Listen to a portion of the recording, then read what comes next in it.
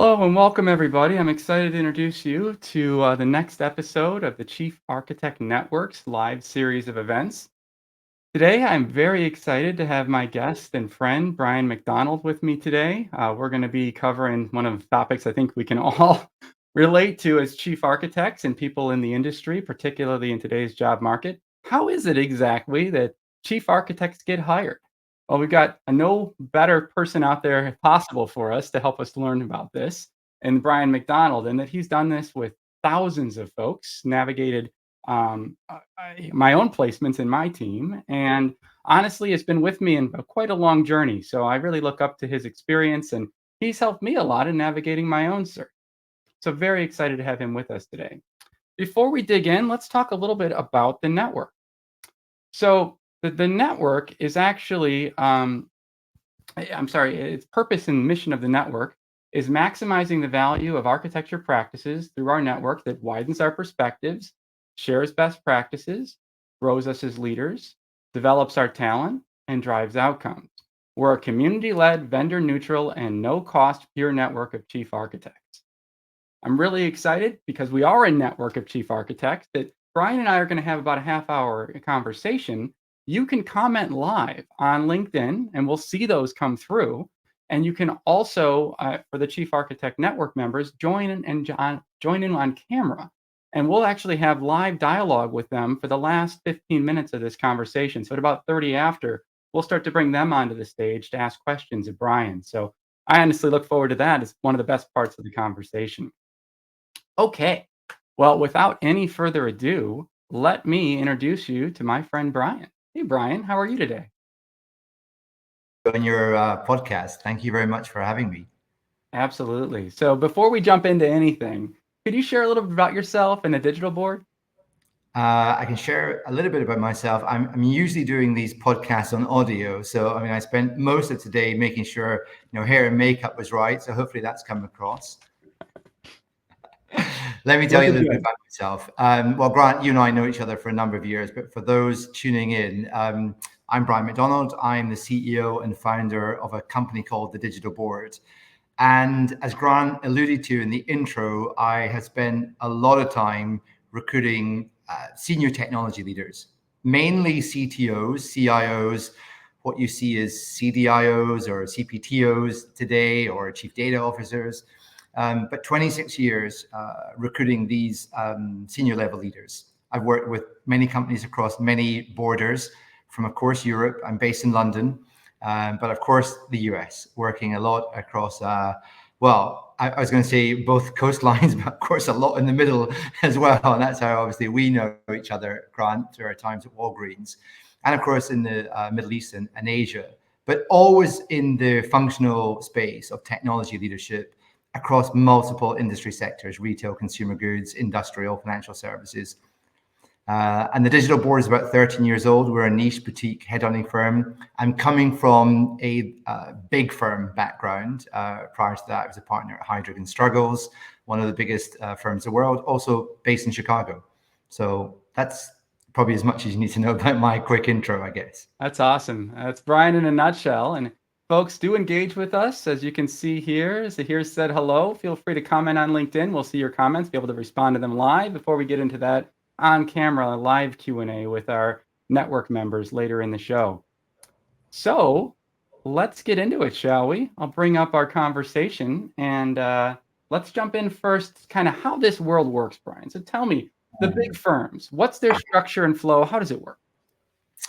Just before we go into big firms, maybe let's talk about hiring in general, senior leaders, right? So if you're an organization and for whatever reason you've decided that you need to look outside for talent, you're going to engage a firm like us, right? And you're going to maybe engage them exclusively. Typically, we only work on exclusive assignments, but you have a choice of firm. You go to one of these big 5 headhunting firms, which probably cover about 60-70% of Fortune 500 organizations, or you begin to go down more of a niche path.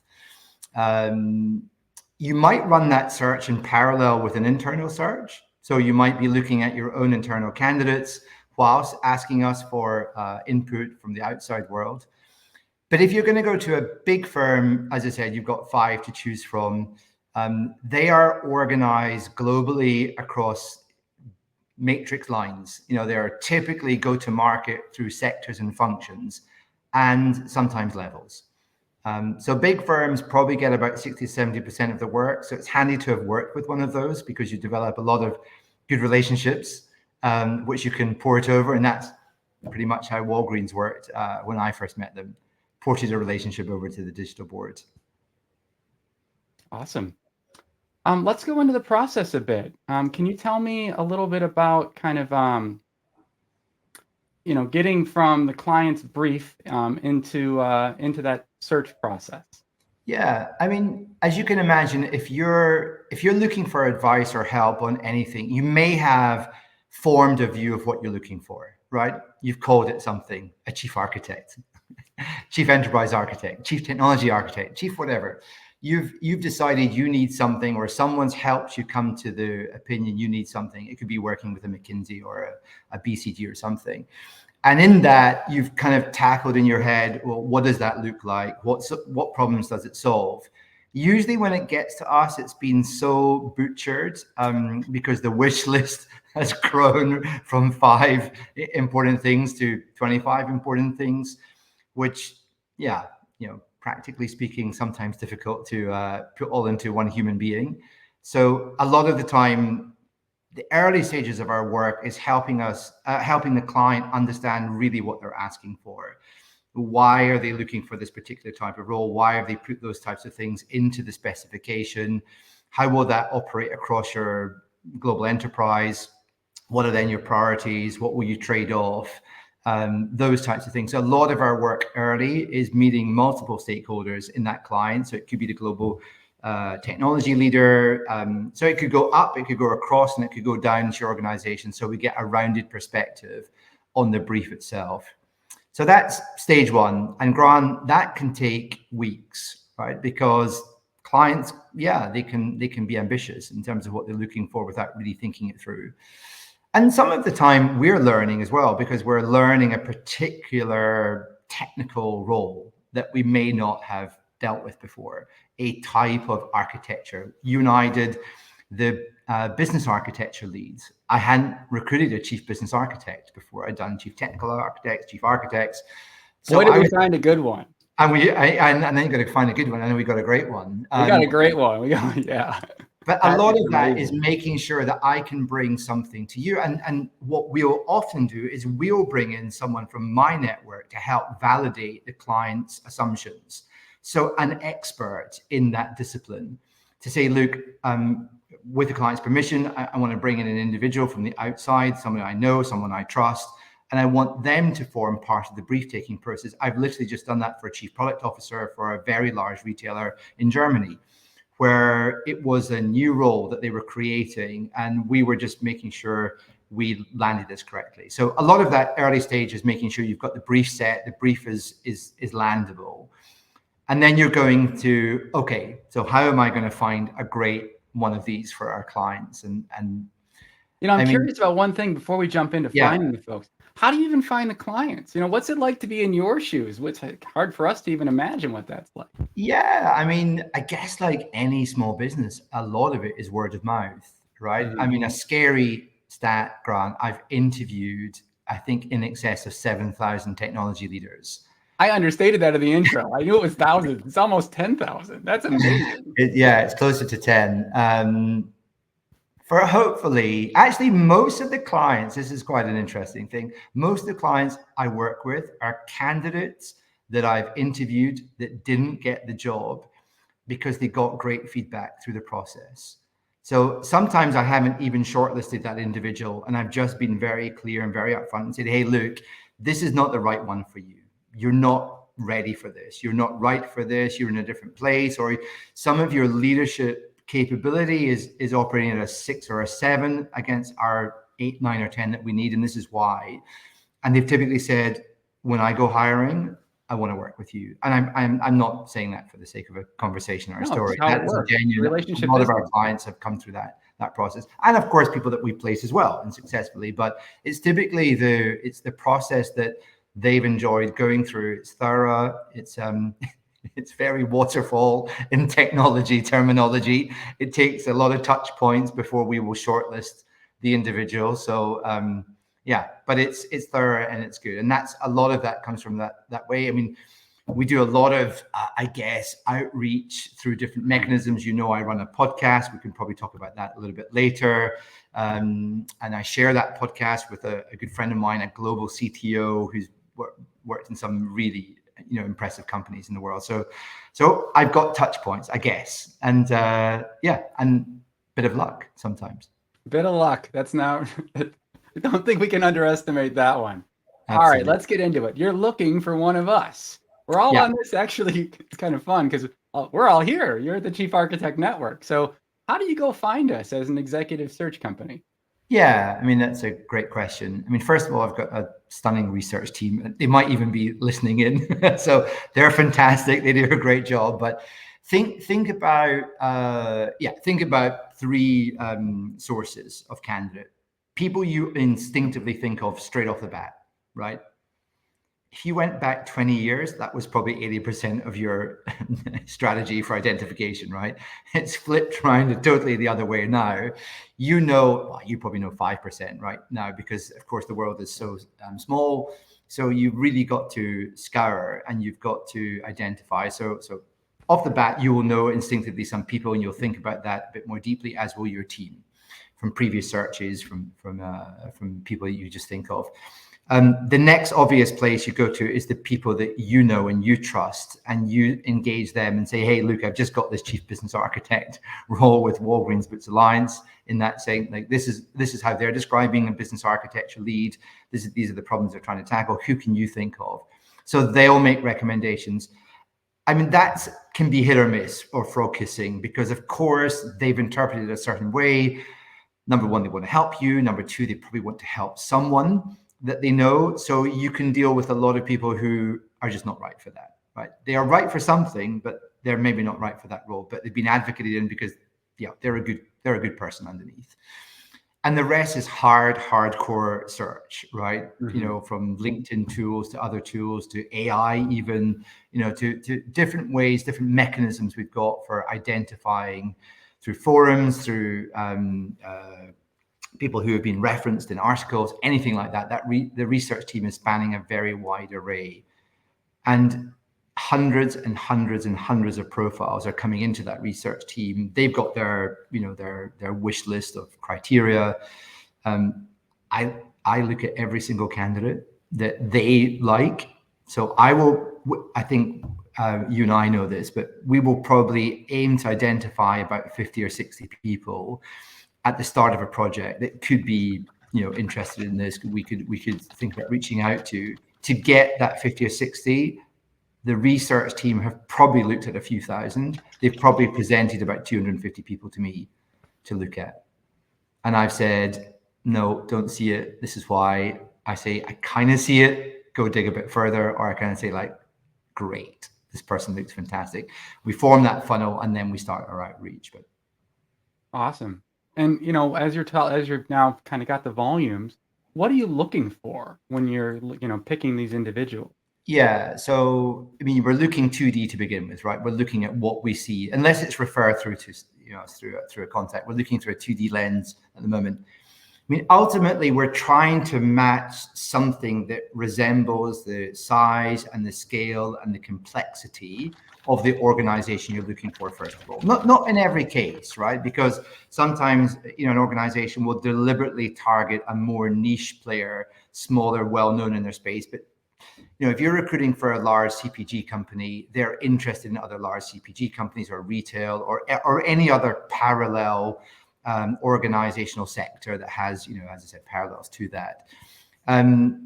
Layer two, you're looking for culture fit, right? You're not looking at an organization. If you're recruiting for someone that's highly matrixed, very consensus in their decision making, you're not looking for, targeting command control structures. And sometimes you know who those are, and sometimes you have to find those out. But 2D, we're looking for size, scale, complexity, fit, size of role, looks about right. We're looking at sensible career trajectories. So what does that mean, sensible career trajectories? We want to see breadth of experience in different roles. So put it into focus, chief architect. Of course, you want to see the logical path, through technology leadership roles or domain roles into leadership roles. But we really would love to see some other things. We'd love to see them run infrastructure team or run an application development team for a while. We'd love to see them having been a program lead in something, had a transformation effort somewhere that looked like they just didn't see life through a purist lens, right? We want to see more than 2 years, 2 years, 2 years, 2 years, 2 years in roles, right? I know, don't even just mean companies. I mean, even within one company, we want to see that they've gone through 3-4 years in a particular role in a particular company, because first 12 months, a lot of that, if it's a big company, is getting your head around what you've signed up for. The next 12 months or 18 months is really about getting into the hard yards, and you want to see that they saw that through a little bit, maybe 3 year 4 sometimes. Not in every role that they do, but you don't want to just see 2 year, 2 year, 2 year, because it just looks like they keep spinning around through either great advocacy and they're fantastic, but they've never really lived with some of their big decisions, right? So those are kind of things we look for. But these are the 2D elements that we're looking for. This is before we actually speak with someone, right? Well, keep going. Step into 3D. 3D, of course, we want to talk to them. It's quite an interesting process, Grant. I'm sure you've been approached many times from different headhunters, but at the beginning, we are positioning something. People could get this wrong, as if we're selling something. We're selling nothing. We're not giving anything away here. We are introducing a concept to a candidate that we've got something pretty interesting around this role, and we want to talk to them about it. So of course, we will spend the effort to articulate what the proposition is, who the client is, why they're hiring, how the organization is constructed, how this role fits into it, how this role fits into their transformation agenda, if that's the case. And we'll outline some of the key criteria that we're looking for. And then we'll put it over to them, ask some questions. What do you want to know about the organization? And then we'll do this kind of 180 on them almost. And it's not a yank 180. It's a slow pivot towards, tell me more about you. Tell me, does that resonate with you, what we're talking about? Tell me where you see the parallels in your background. Yeah. What are the things that you think you would bring value, or where do you think you bring value to this? So you've done this kind of clever switcheroo. Then you're talking about more hygienic things, of course. You're talking about like, well, this position is based in here. This compensation structure is roughly around this type of thing. Does this roughly fit with you? Yeah. And where are you at? We've reached out to you, of course, but where are you at yourself? Are you just passively interested in things? Are you, assertively looking at the moment? And we're just trying to get a picture of like, where is this candidate? I mean, they've obviously responded to our outreach, so there's something that's grabbed them. But we're just trying to form opinion in those, for a basis of those early conversations. Like, is this someone that we think will go through all the heats? So if you imagine it like a tennis competition, these are the qualifiers, right? The main competition is happening somewhere, but these are the qualifier rounds, and then they're going to go through round 1, round 2, and so on, all the way to the final, hopefully. So we're just trying to get an early sense of that. And as I said, we'll try and target 50 or 60 people, and we'll probably speak to 80% of those people. Most people will respond to us. And sometimes off the bat, they'll say, hey, Bryan, I just wanted to talk to you or talk to your team. This is kind of interesting, but this is maybe a catalyst for us to get to know you and your firm a little bit better. And maybe I can tell you what I'm really looking for.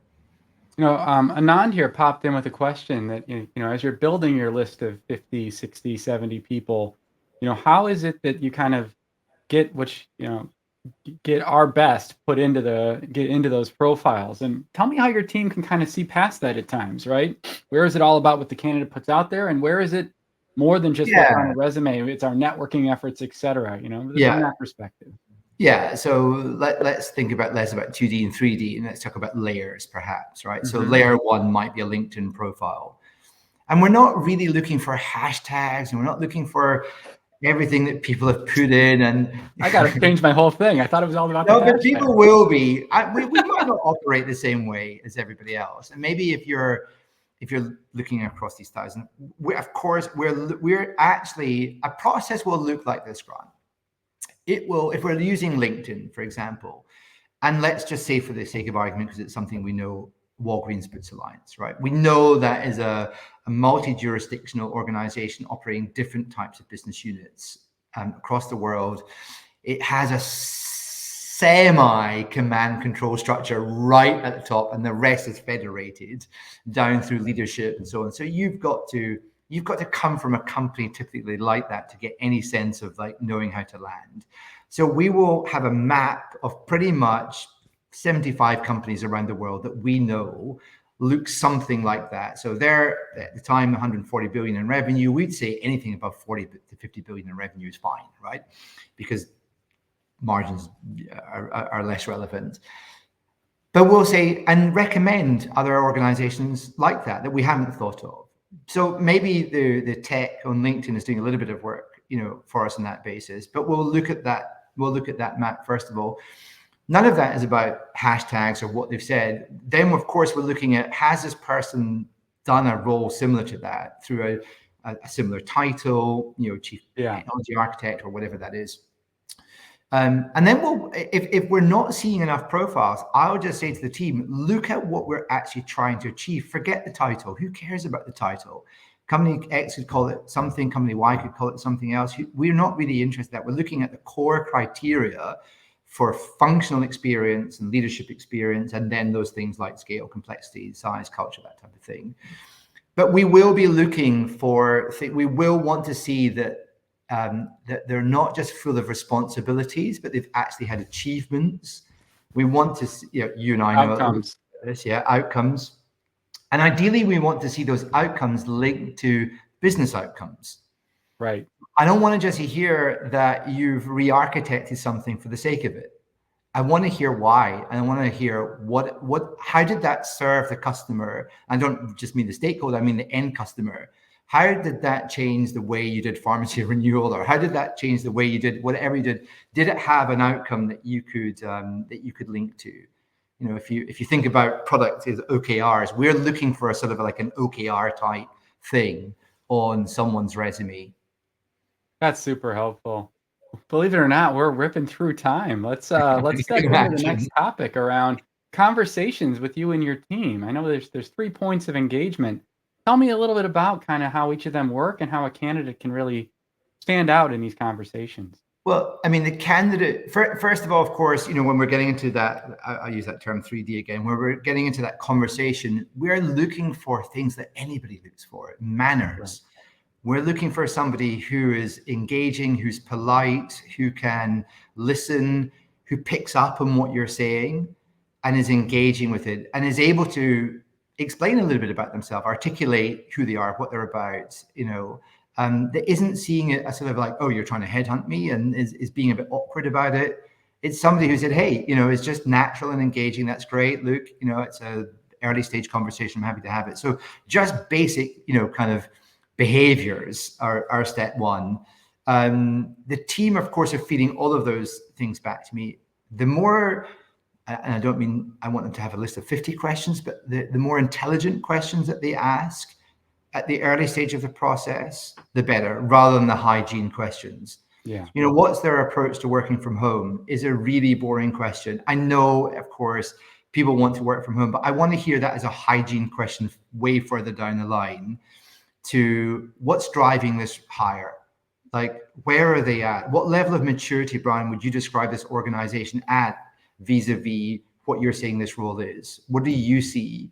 And to my team, so using them as like, you know a little bit about this client, hopefully, can you tell me a little bit? Can you bring it to life? So we're looking for people who can engage, who can ask intelligent questions, who can represent their experience, well. Very helpful. And the 3 calls, right? First, contact from your team. Second, the qualifying, and third, the deep dive, right? Yeah. Any high level notes you want to share about those touch points? I mean, the first call we've probably covered, right? That's that sort of initial call with the team. If they make it, so that's the qualifying rounds, right? If they make it through that, they're going to speak to someone else on my team who's like, okay, it's a little bit like looking at a home, right?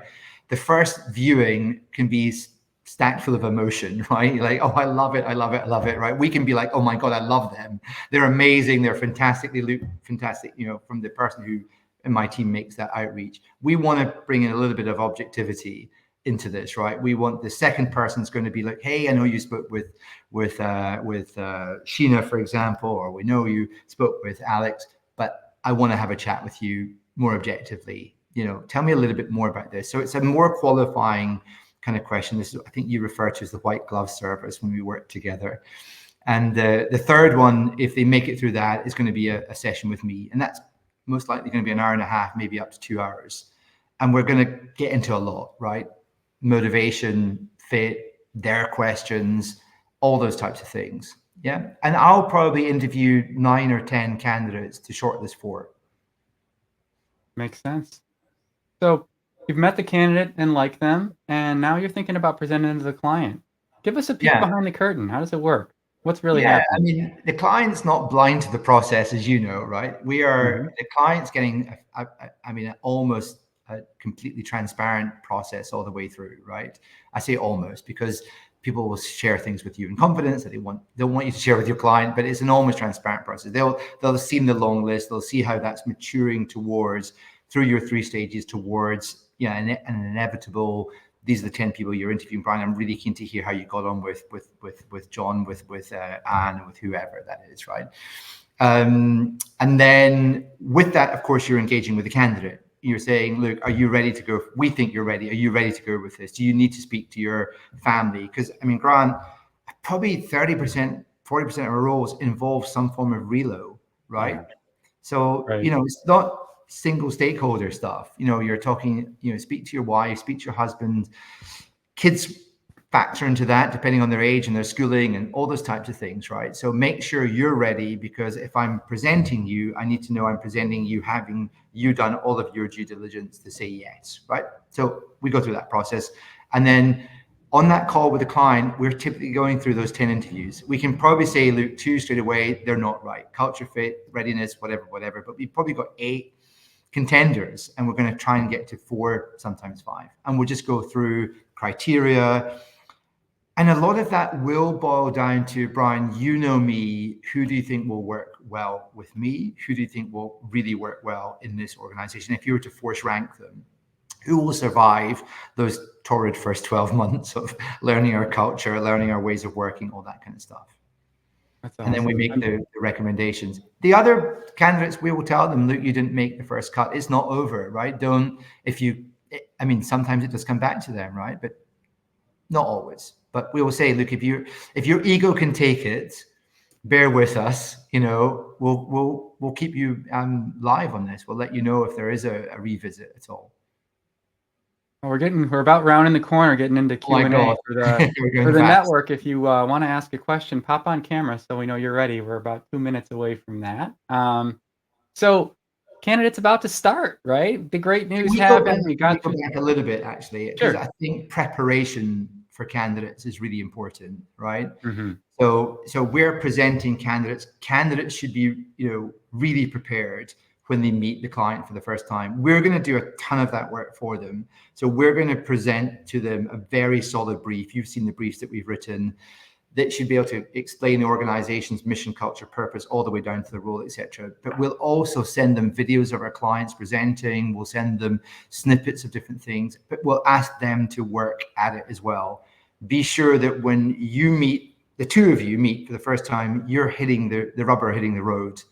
And that's really, really important, Grant, before we go through anything else, that conversation is a very warm conversation right from the get-go, because they will have an hour with each other. At the end of that, a determination is yes, no, right? Right. So we'll prep them. I'll spend half an hour, 40 minutes pre their interviews, and make sure that they're ready. Makes sense. And I have seen you do it with clients we've worked together. I'm sorry, with candidates we've worked together on. I think that's an incredibly important part of the process is helping them show up their best. And that gives Yeah. everyone the best opportunity. Yeah. So that they can have a really on point conversation. Yeah. And clients need to prepare as well, right? They need to they're not just picking up the resume for the first time before the individual walks in. So, thinking about some parting advice before we kind of step into a little bit of dialogue. Now, Yeah. how would you suggest candidates go about making their way forward? If there was one thing you wanted people to walk away with, what would it be?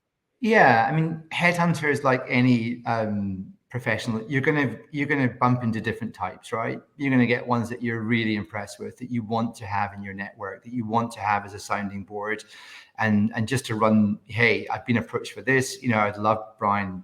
Do you have 10 minutes? Just does it sound like that's a good role? Whatever. Even if it's not from us, but there's going to be ones that you don't force that relationship. Try and keep an open mind.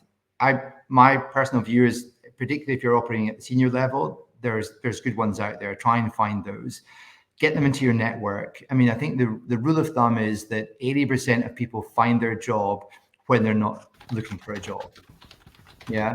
When they're looking for a job through a headhunter, sorry, and when they're looking for a job, it's harder, but you need these advocates. People will call me, other headhunters will call me and say, what do you think of Grant Ecker? Yeah, Oh, they do. no. Yeah, and I'll do the same, right? And so make sure that you know your brand is, yeah, it's good, it's solid, but try and get to know some good ones and ask for feedback. Really helpful. And for our listeners, feel free to add comments into the LinkedIn chat. That will be how we can feature you and get Brian to answer what questions you might have for the network. Feel free to use the URL to log in, ask a question on video. Just come on video so we know you're ready. Um, and as we're getting folks lined up to potentially ask questions or join us, I'd love to kind of just invite our listeners. This isn't the end of the journey with Brian. Brian runs a number of platforms that are out there to really help us in terms of getting ready for these roles, positioning ourselves, even an entire library of research called the High Performing Leaders. I think there's another word I'm missing there, Brian. Maybe you can help me. But It's could you just tell us called a high little bit about the High performance Performing leaders. Leaders Yeah, resource yeah. today?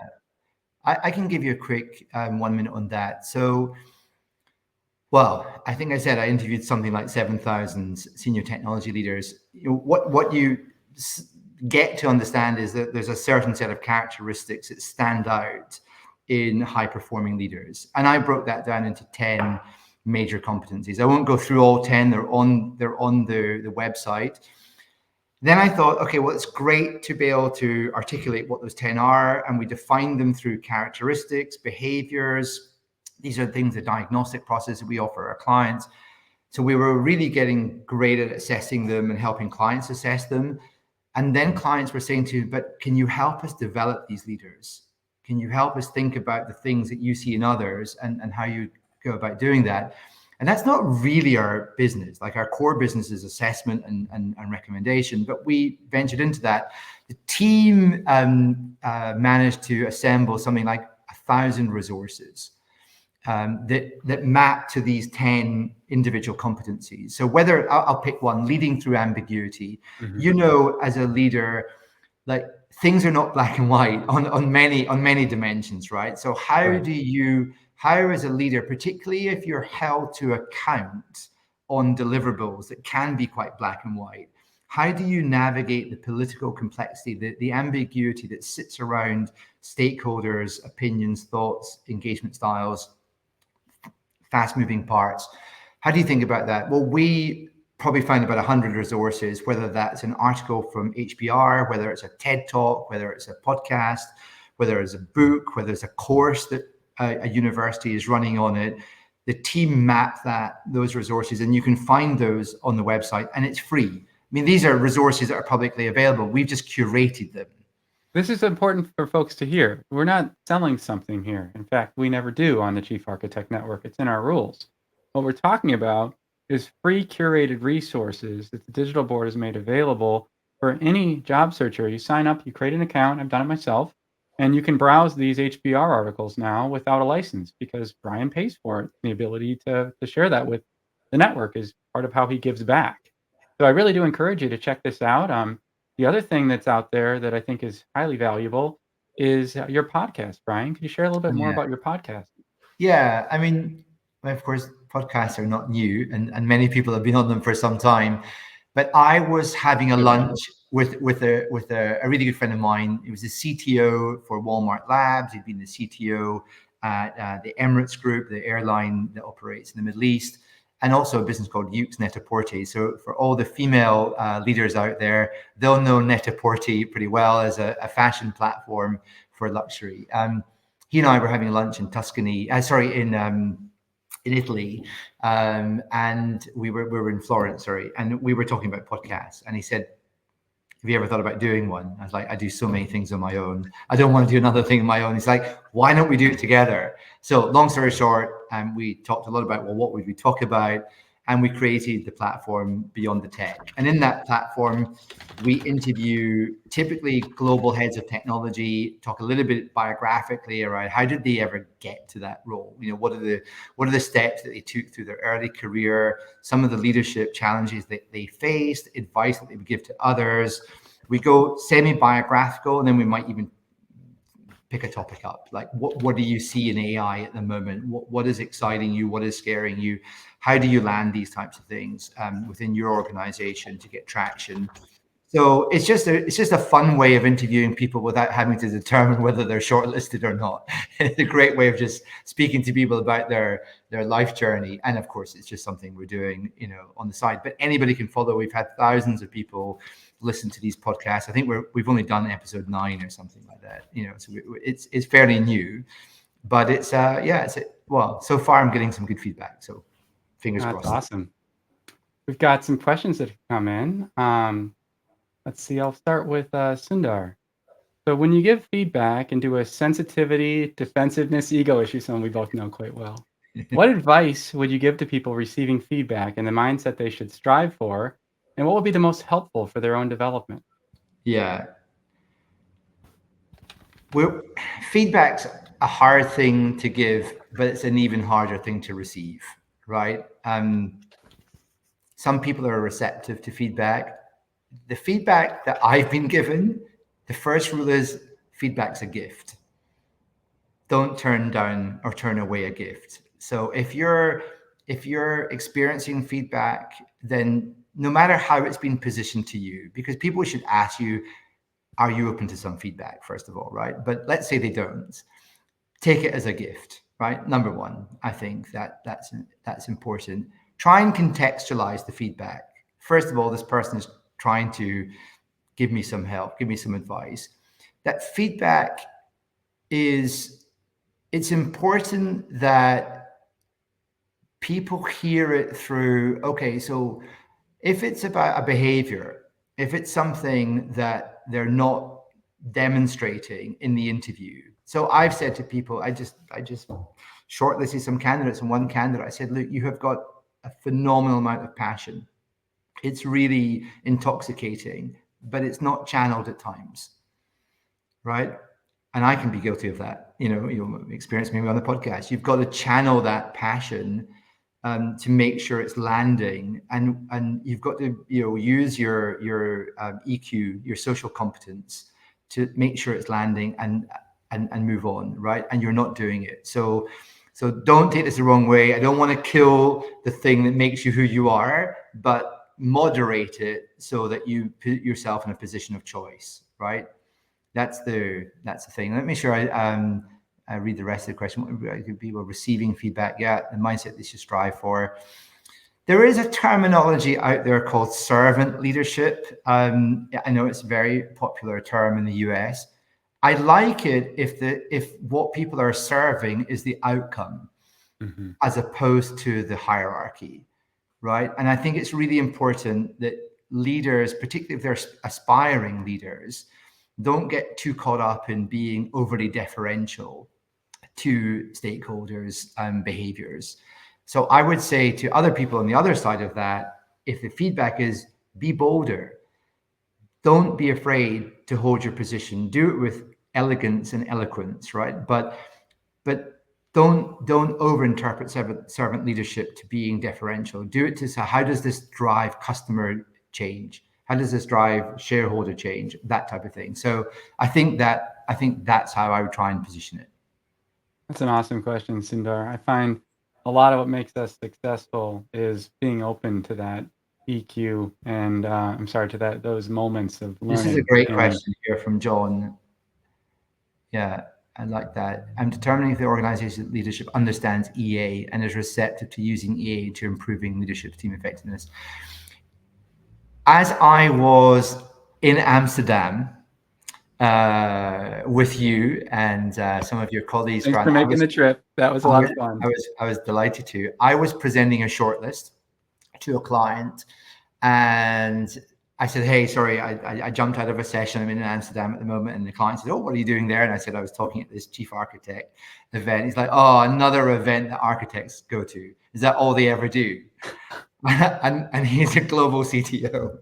And I said, "Oh, where does that comment come from?" He's like, "Oh, I'm just like, I worry that they live in ivory towers or whatever." And I said, "Is that your personal perception of someone you've hired, or is that, as you would say, an industry kind of theme?" He's like, "Oh, it's maybe my personal perception." Right. So what I'm illustrating here, first of all, you might have some barriers to overcome. Your organization may not know the true value of an enterprise architecture team. I'm guessing they know some of it because they've established one. I think a lot of the responsibility is stakeholder socialization, right? Help them understand the role that you and your team are trying to do by asking them really tough questions. Because the tougher those questions are, the more they go like, "I don't know the answer to those things, and it seems that I probably should know." Is that what your team helped with? And part of that is like, yes, those are the kind of things that we get involved in every day. And that somehow, I'm of course generalizing across what could be 100 different scenarios here. But if you ask tough questions, and then if you use that as a license to explain, look, we are trying to provide value here. We're operating across these multiple jurisdictions, business units. We're trying to take more than a helicopter view of what's going on. We're trying to act as that connecting point through ideas, through solutions, whatever that is, to make sure everybody's on the same page. I think, I don't want to tell a chief architect how to present what enterprise architecture is, but there is something about asking tough questions and providing value in the answer, I'd say. Awesome. Well, we have Divi here with us live, one of the most Hi. members of the network. Divi, do you have a question? Would love to hear what you might have in mind. Yeah, first of all, thank you. I think it's a great session, a lot of great insights. I think just expanding on that, as a chief architect, right, you want to probably work for the company which has the sponsorship and is really serious about using EA to really make a difference in the business outcomes.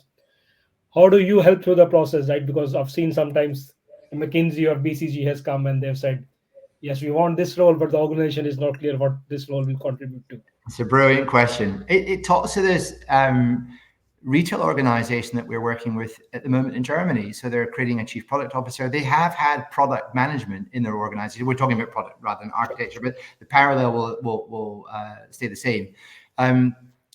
They've been working with, I'm not going to name who it is. They've actually worked for two of those firms that you just mentioned on strategy.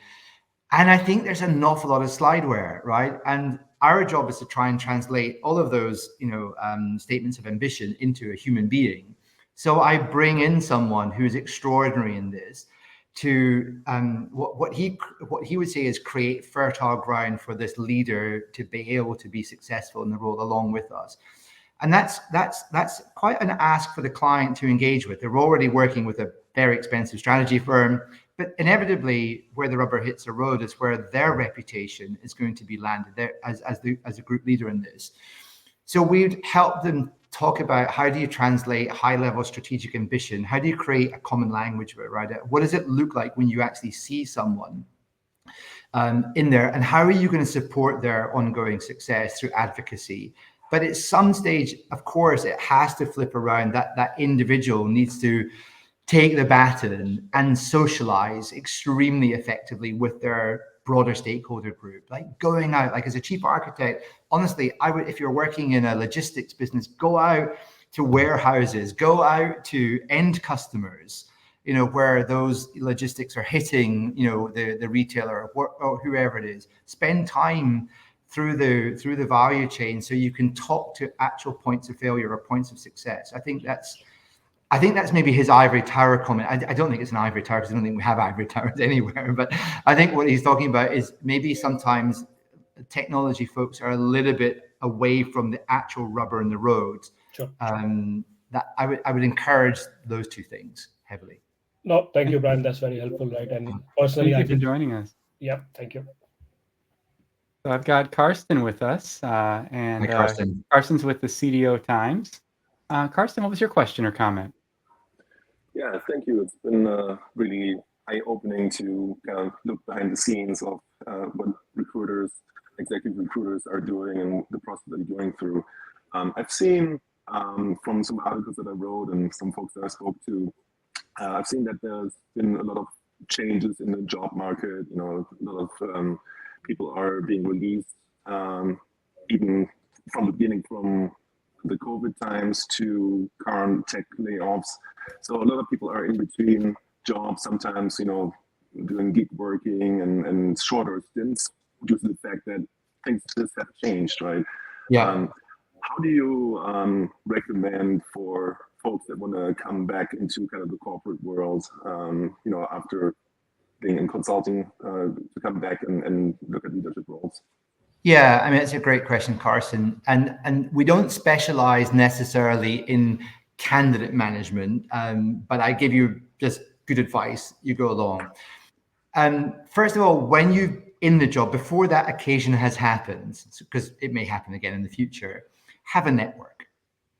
Really have a network. Don't just have a network on LinkedIn that you say that I follow X thousand people and X thousand people follow me. Nurture that network. Yeah. If you're looking at that at the precise moment and you're out of work, that you're going to be hopefully going through some interview process at some stage, right? And you may well be rusty. I would encourage those people to go to their network and say, look, I worked for you, or I worked alongside you last year, 2 years ago, many years ago, whatever it is. Would you be open to giving me some feedback of what it's like to work with me? Yeah, positive as well as negative, or anything like that you can say.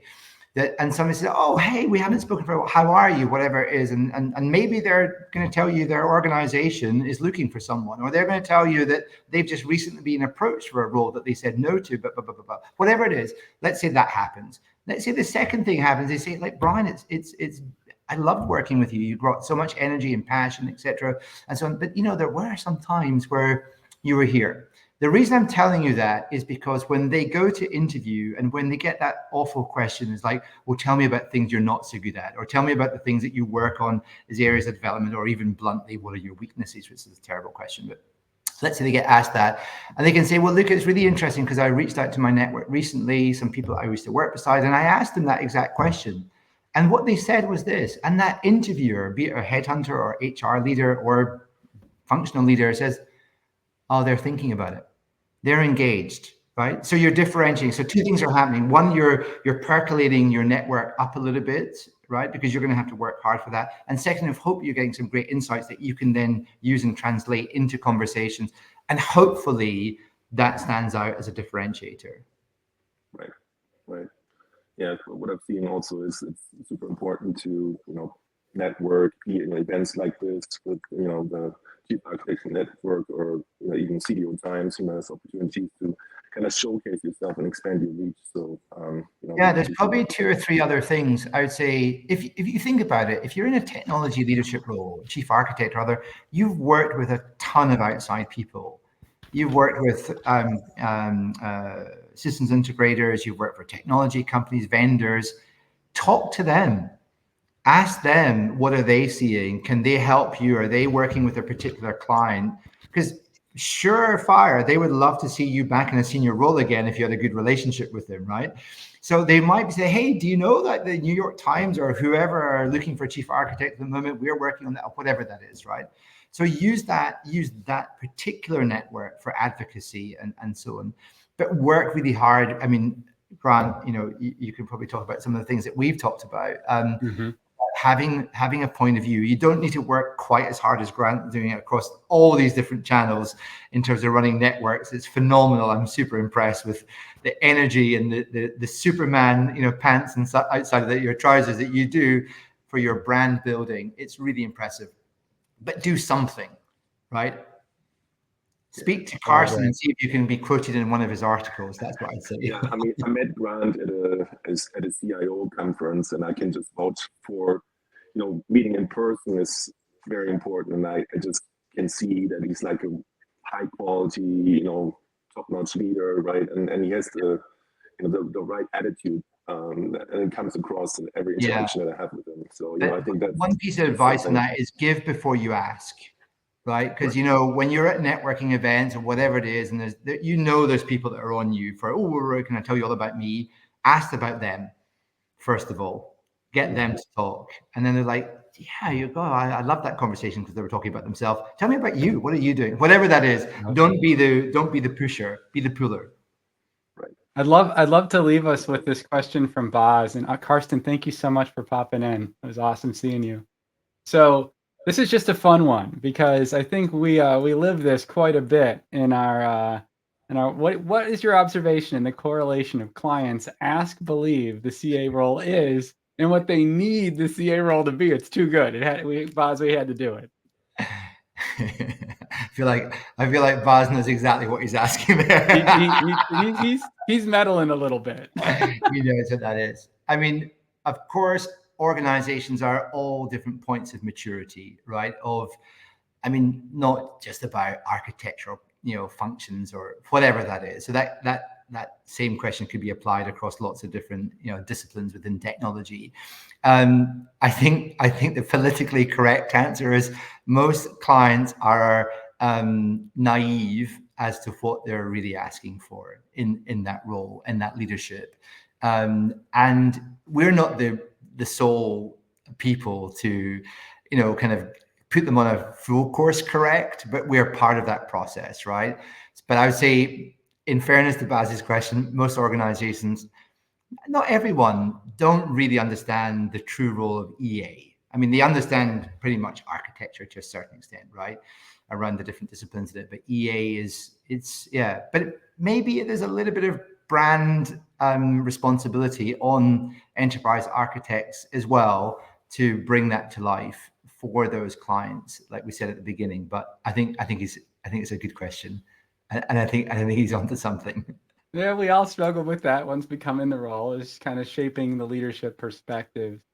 Well, yeah. Bryan, I can't thank you enough for being here, and I also love the points you made about the network. Speaking of the network, if you're a chief architect, apply to join us, chiefarchitectnetwork.com, and certainly reach out and connect with Bryan. This is just an opportunity to be introduced to him.